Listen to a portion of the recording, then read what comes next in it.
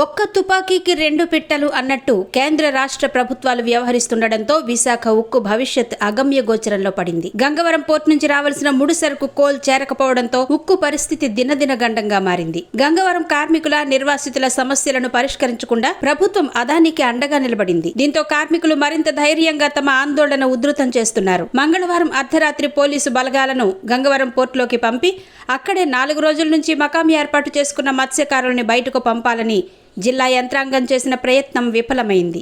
కార్మికులు మూకుమ్మడిగా పోలీసు బలగాలను తిప్పికొట్టారు. మరోపక్క విశాఖ ఉక్కు యాజమాన్యం 15 మందితో 3 షిఫ్టుల్లో ఉండే విధంగా అధికారులతో కూడిన కమిటీని ఏర్పాటు చేసింది. గంగవరం కార్మికులతో వీరు మంతనాలు జరపాల్సి ఉంది. అయితే గంగవరం పోర్టు కార్మికులు వీళ్లను లోనికి రానివ్వడం లేదు. 8 నెలల క్రితం గంగవరం పోర్టు నిర్వాసితులకు మంత్రి గుడివాడ అమర్నాథ్ సారథ్యంలో జిల్లా కలెక్టర్ మల్లికార్జున ఇచ్చిన హామీ బుట్ట దాఖలైంది. ఈ హామీని గంగవరం పోర్టు యాజమాన్యం చేత అమలు చేయించడంలో కలెక్టర్ మల్లికార్జున ఘోరంగా విఫలమయ్యారు. దీంతో మంత్రి అమర్నాథ్ కూడా గంగవరం పోర్టు కార్మికులకు మొహం చూపించలేని పరిస్థితి ఏర్పడింది. గత వారం రోజుల నుంచి కార్మికులు రాత్రింబవళ్లు ఆందోళన చేస్తూ అమర్నాథ్ పత్తా లేకుండా పోయారు. గంగవరం పోర్టు కార్మికుల పరిస్థితి ఈ విధంగా ఉంటే ఉక్కు పరిస్థితి మరింత దయనీయంగా మారింది. ముడి సరుకు లేక విలవిలలాడుతోంది. ఉక్కు యూనియన్ నాయకులు జిల్లా కలెక్టర్ను కలిసి అప్రమత్తం చేశారు. బుధవారం సాయంత్రంలోగా సమస్యను పరిష్కరిస్తామని జిల్లా కలెక్టర్ యూనియన్ నాయకులకు హామీ ఇచ్చారు. అయినా ఇప్పటి వరకు ఎటువంటి కార్యాచరణకు కలెక్టర్ పూనుకోనందువల్ల యూనియన్ నాయకులు ఆందోళన చెందుతున్నారు. 8 నెలల క్రితం జిల్లా కలెక్టర్ రాతపూర్వకంగా గంగవరం పోర్టు కార్మికులకు ఇచ్చిన హామీలను అదానీ గంగవరం పోర్టు యాజమాన్యం చేత అమలు చేయిస్తే సమస్య పరిష్కారం అయిపోతుంది. కానీ అదానీ జోలికి పోవడానికే కలెక్టర్ గాని మంత్రి గాని భయపడిపోతున్నట్టు కనబడుతోంది. పైగా ఇప్పుడు గంగవరం పోర్టు నుంచి ముడి సరుకు రాకపోతే విశాఖ ఉక్కు మూతపడుతుంది. కేంద్ర రాష్ట్ర ప్రభుత్వాలకు కావాల్సింది ఇదే కనుక గంగవరం పోర్టు కార్మికుల సమస్యను పరిష్కరించకుండా రోజులు గడుపుతున్నారనే ఆరోపణలున్నాయి.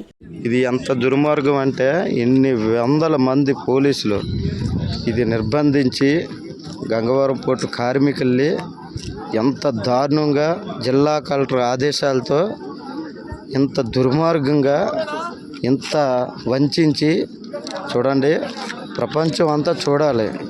వీళ్ళు పోలీసులు ప్రజలకు రక్షణగా ఉండవలసింది కేవలం పెట్టుబడిదారుడికి, ఒక దగాకోరుడికి, దుర్మార్గుడికి వీళ్ళు తొత్తులుగా పనిచేస్తూ చూడండి ఎంత కార్మికుల్ని భయభ్రాంతులకు గురి చేస్తున్నారనేది మీడియా మిత్రులారా మీరే దీన్ని ఈ ప్రపంచానికి వీళ్ళందరూ ఎలక్షన్ కోడ్లోని డబ్బులు కక్కుర్తిపడి కేవలం కార్మికులు న్యాయమైన డిమాండ్ల కోసం పోరాటం చేస్తుంటే వాళ్ళందరినీ కూడా చూడండి ఎంత రౌడీల్లాగా ప్రవర్తిస్తున్నారో, ఎంత దుర్మార్గంగా ప్రవర్తిస్తున్నారో చూడండి మిత్రులారా. చూడండి ఇది ఎంత దుర్మార్గం అంటే ఎంత దుర్మార్గం. చూడండి కార్మికులు ఎంత ఇది చేస్తున్నారో చూడండి. అక్కడ వేలాది మంది, వందల మంది పోలీసులు దించారు, కార్మికుల్ని చుట్టుముట్టారు. చూడండి ఎంత దుర్మార్గం అంటే డబ్బు ఉన్నదని అహంకారంతో చూడండి మిత్రులారా ఎంత లాఠీలతోటి, గెన్నలతోటి ఎంత దుర్మార్గం. ఎలక్షన్ కోడ్ అంటూ ఏ కాకమ్మ కబుర్లు చెప్తూ చూడండి ఎంత దుర్మార్గం. జిల్లా కలెక్టర్ కనీసం ప్రజల పక్షాన్ని ఉండవలసింది కేవలం అదానీ పక్షాన్ని నుండి ఈ విశాఖపట్నం ప్రజల్ని, విశాఖపట్నం నడిబొడ్డును పుట్టిన ప్రజల్ని సముద్రాన్ని త్యాగం చేసి, భూములు త్యాగం చేసి, గ్రామాలు త్యాగం చేసి, సర్వం త్యాగం చేసిన కార్మికుల్ని, నిర్వాసితుల్ని ఎలాగ వంచేస్తున్నారో చూడండి. మీరే ఆలోచన చేయండి విశాఖ ప్రజలారా. ఇలాంటి దుర్మార్గులు మనకు విశాఖపట్నానికి అవసరమా? ఇలాంటి అదానీ అంబానీలు మనకు అవసరమా? చూడండి ఓ పక్క ఎంత దుర్మార్గంగా ఆలోచిస్తున్నారు.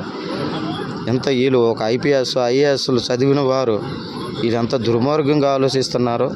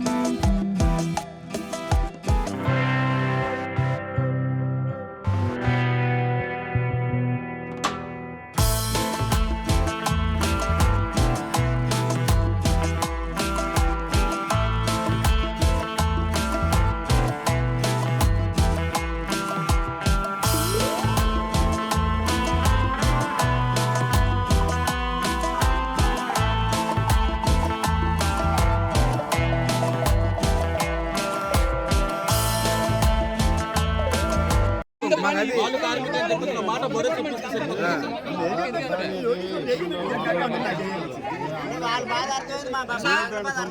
బాధపడుతున్నావా? మళ్ళీ 9 hours డ్యూటీ. మరి అదే విషయాన్ని ప్రధాని లేకపోతే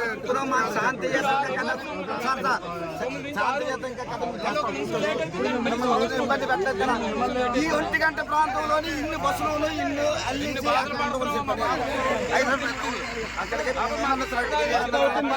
అక్కడ ఏమన్నా సరే మేము దౌర్జన్యం చేసామా లేకపోతే ఏదన్నా రిలీజ్ వెళ్ళిపోతామా లేకపోతే క్రేన్ ప్రాపర్టీ పాటు చేసామా శాంతియుతం చేస్తున్నాం అన్నప్పుడు ఈ టైం అప్పుడు వెళ్ళకూడదు అవి రెట్టు వచ్చి